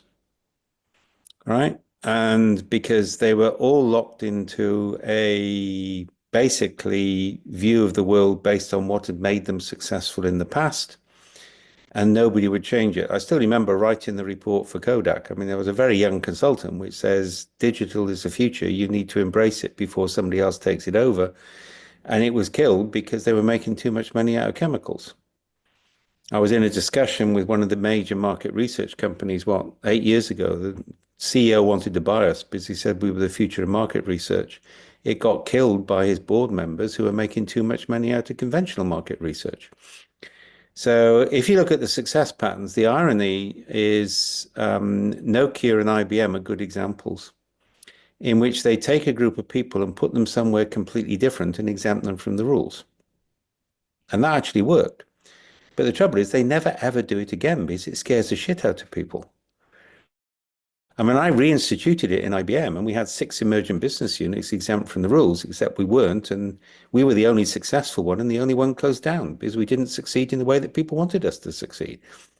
So I think that there's a big issue on this, all right? And I think, I mean, I got really drunk with the IBM, sorry, this is my second getting really drunk. I don't do it all the time, all right? With the country general manager in New Zealand, all right? So he just had a bottle of a crate of Pinot Noir delivered. So we decided we'd taste a bottle. And early in the morning, we suddenly realized we'd gone through 6 bottles together and we'd gone through every IBM, we were both accountants, we'd gone through every IBM acquisition and worked out what the size of IBM should be if they just kept the same value on each acquisition. And it was 3 times the size IBM was. Every acquisition IBM had just done was to shore up its actual failure to maintain its core business. And that's the trouble. The granularity becomes too coarse, so innovation disappears. Now, what we're looking at with things like distributed decision making is to remove the bureaucracy completely from the system. And that's my latest attempt, because if you say anybody who can self-form a team on these principles can spend $10,000 without applying to power, and then we'll see what works, that might change it. But the point is that the system at that high level is so stable that it would never allow that. So maybe that's a moot point. I'm So not why so we sure. want to talk about it? No, we are finding C-level quite interesting because they waste a huge amount of time in assessing proposals. They know they get it wrong. So the irony is by giving them more control in the right way, you may actually break the patterns. Right. And then the question becomes is, will they sustain that broken pattern long enough that they could reestablish a new pattern? That's the experimental stage. Now, I can do the maths, but I mean, to be honest, there's got to be a second foundation out there. You can't do it all with first foundation mathematics. Exactly. Go and read your books, all right? An attractor, bringing them to an attractor, Well, allow them to see it adjacent you need possibles. second foundation, and you need to recognize every now and there's a mule. I mean, the brilliance of Asimov's books, and God help me on that bloody series they produced on Apple, which is truly, utterly terrible, all right? The whole point about foundation is you've got Selden, but you've got the second foundation and you've got the mule. And it's the interaction between those 3 which make the books. Right. Yep. Cool. Thanks. And if anybody didn't get that, I'm not going to explain it. You'll have to go and read the books. Yeah? Which are delightful. I mean, I don't know. Somebody will post the writing, link. that period of science fiction, the ideas were brilliant, but the writing was truly awful. Well, Yeah. you know, we all have off series. we all have to slog through a lot of stuff to get to the good stuff. There is a lot going on in the chat. Yulia, you posted an interesting looking article on mental models. I was wondering if you'd like to expand on that a little bit and see what. No, I was just looking for a definition that Dave used, and then the person who was asking him. So I was just, feeding the chat with things that are relevant there. But if you already asked my name, Dave, can I ask you? I think a couple of months ago, I asked you about the leadership and strategic management in the future, and you said that you are writing or submitting for peer review an article on strategic management as it should be. And could you maybe update us on that, because I'm still waiting eagerly to read that paper. Thank you. Okay, so 2 or 3 things. One is I'm going to be teaching it in the EV in January. Yeah, I think. All right. I mean, I'm told I've got to get myself to Krakow, and then somehow or other magically I'll get to Liev, right? But So I will be teaching it then. There are 2 articles which have come out, which are the basis of this. One is the one in Poley's book, which is about assemblage, affordance, and agency. And the other one came out in the Peter Ho's Menagerie book, which is about distributed intelligence.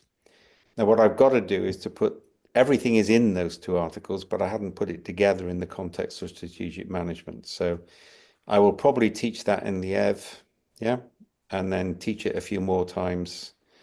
And I've got to do it with a lot of depressed Democrats in the States sometime in March, right? So I need more teaching to refine that final article, but the core is in those 2 articles, which, by the way, complement the EU Field Guide. They update the EU Field Guide. Yeah, So I saw that, yeah. You can cross out constraint mapping from the EU Field Guide and replace it with a Poley article. Oh, Anna just put it. Thank you very much. Thanks. Maybe one more question. You mentioned in the title and in today's topic a lot about leadership and what it should be, what it shouldn't be, role, a part of a crew, contextual, context change, everything. Yes, yes, yes, yes.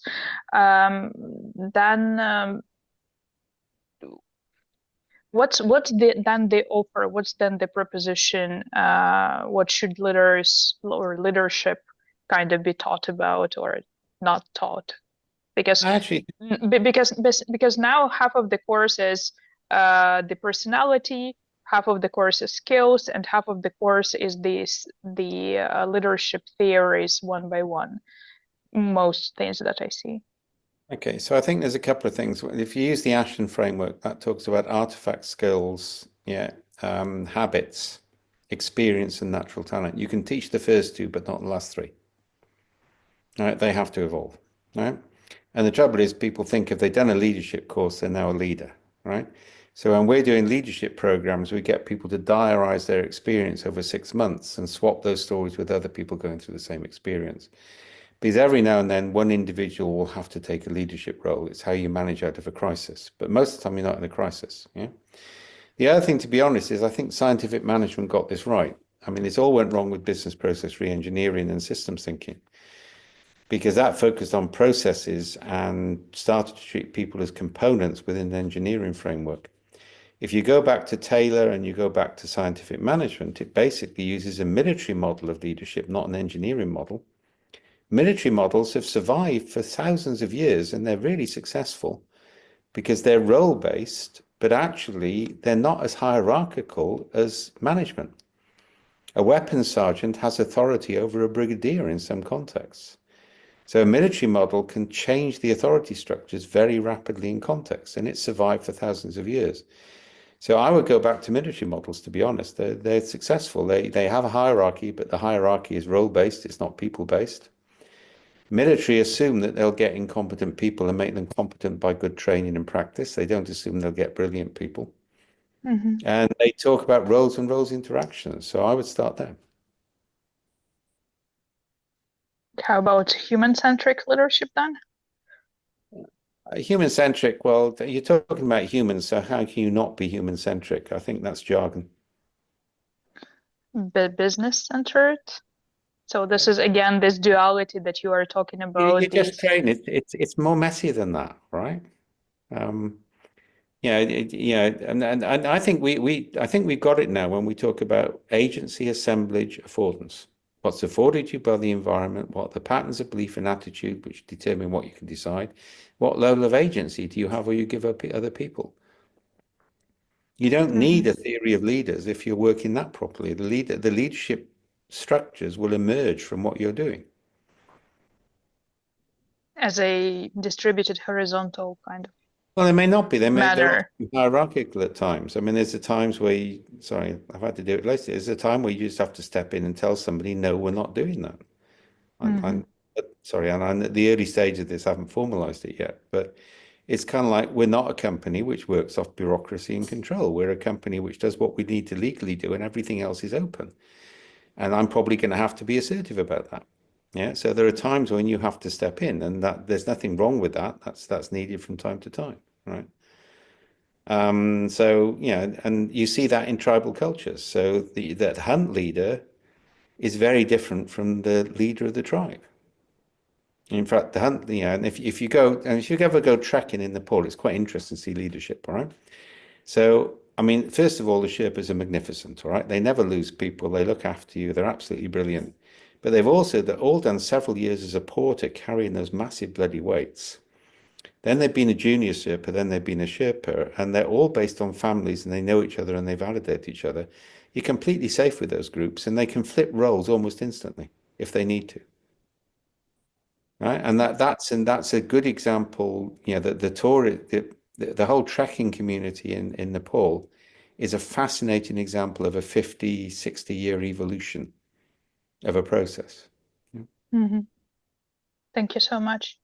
It would be really nice to maybe Barbara and Joko to have a separate talk specifically on leadership from this lens. It would be just amazing. Good idea. Thank you, Dave. You know, there's always a spot for you.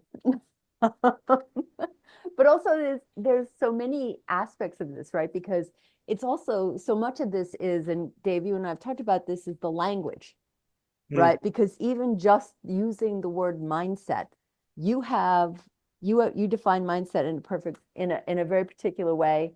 If I look through the chat, and of course Carol Dweck's book, defines it. Don't talk about growth, even Carol's embarrassed by that. I know, that's what I mean, but these things get picked up and propagated through the system, change as they go to mean whatever they want. I mean, this is one of the problems we face all the time, is this landscape of language where meanings shift depending on who's using the word, and the context shifts things.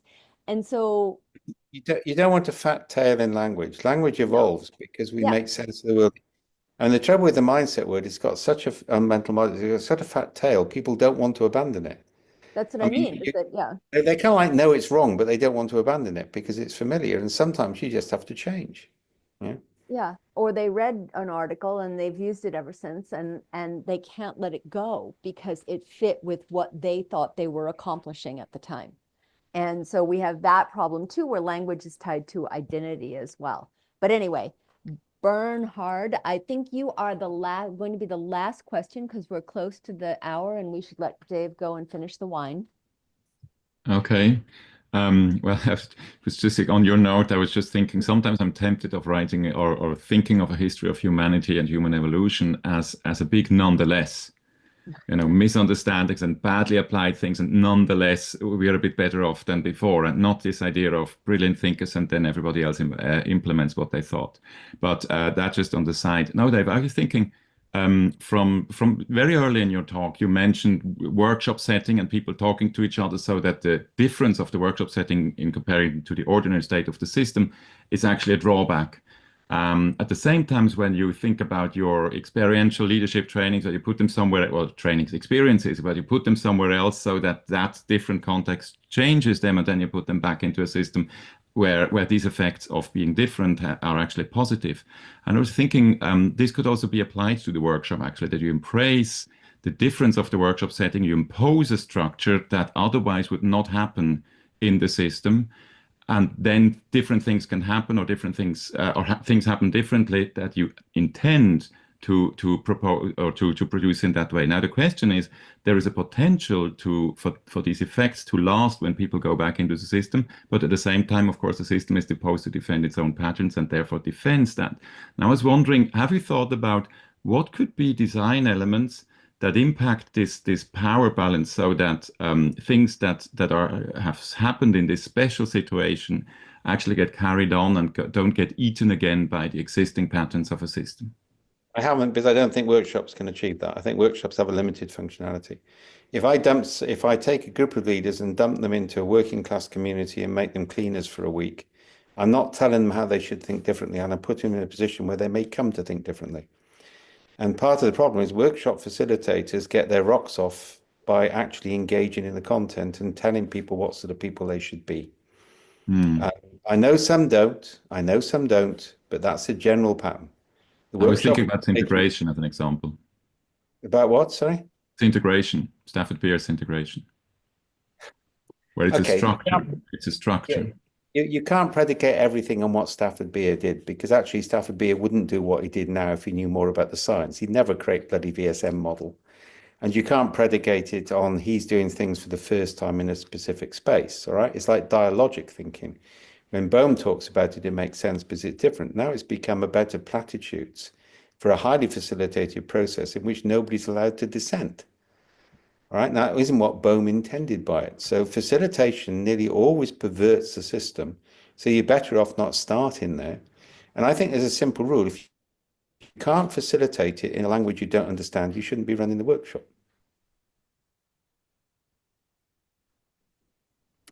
It's a really good test to get somebody in to facilitate a process about leadership where all they can do is give instructions, but they can't listen to the content and they can't indicate what they think is right or wrong. It's a really good educational process, that. Because you can't avoid the bias of your own culture and your own background, and everybody looks. We have a. Let me give an illustration. There's a thing you can run this as an experiment. We use 3 facilitators. One leads the group, the other monitors, and the third sits outside and does their email. The minute the second facilitator thinks the first facilitator is influencing the group, they stand up, at which point the first facilitator has to hand over and leave the room, and the third one comes in to monitor the second. Nobody survives more than 20 minutes on that. Yeah, because you bias the results by preferencing some things, indicating you like things, encouraging somebody else to say something else. Facilitation should be completely subject neutral as far as possible. And that's easier to do at scale. If you're going to do it in a workshop, you do not want to actually impose your views on the workshop. And you can't avoid it. It's scary. It's very interesting. You may say you don't, but you can't avoid it. Yeah, it's very deeply ingrained because I've been admonished for doing that, saying, hey, you weren't leading the group, you weren't blah, blah, blah, blah. And I go, yeah, I know, on purpose. And look how much better it was. But because it's so ingrained in the culture that what you do when you go in and lead a group is you go in and lead the group. Otherwise, you're not being effective. And yeah, it was a very, very interesting experience. You take emergence seriously. You want to stimulate the group and see what emerges. And then you might make a choice about what's beneficial or non-beneficial. That's right. Yeah. You don't decide up on what the emergent pattern should be, because all you will get is people will feed back to you what you want to hear. That's what happens with all these leadership programs. Any intelligent person in the company, I mean, it's interesting. When I did the merger work on SmithKline Beecham with Leanne Etchley, we ended up with a conclusion that anybody who looked good in the first year should be fired. Yeah, because anybody who looked good was just learning the language of what we were saying and was parroting it back to us and not really changing.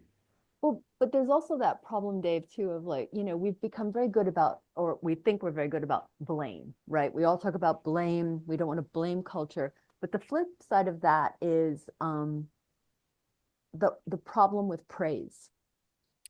Well, you get this huge manipulation in which I've had this too, that somebody decides they don't agree with you, so they basically try and guilt trip you into not disagreeing with them. And that's very common. Yeah. Yeah. But I was, so that sort of all views are equally valid, but I'm leading the group, so I'm going to decide which views are more invalid than others. Is kind of like scary. And it's the problem with, there's a whole set of methods on this. You know, all ideas are good ideas. Well, sorry, some ideas are bloody crap.